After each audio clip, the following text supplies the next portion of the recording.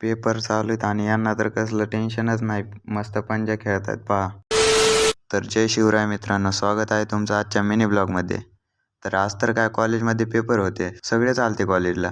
तर पहा इकडे काय गप्पा चालू आहेत की हा म्हणतो तुझे विषय कोणते आहेत, तर यांना आणखीन विषयच माहीत नाहीत कोणतेत म्हणून. दोघे पण कन्फ्यूज आहेत.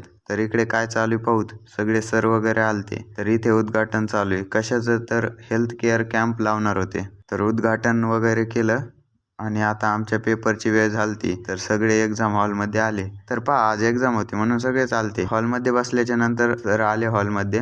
कशासाठी, तर पोरांना विषय विचारण्यासाठी. कोणालाच विषय माहीत नाही, तर डायरेक्ट सर डोक्याला हात लावूनच गेले. तर सरांनी पेपर दिले. एवढा काय अवघड नव्हता पेपर, सोडला पटपट आणि दिला सरांकडे. मग प्रेझेंटी वगैरे दिली आणि आलोत बाहेर.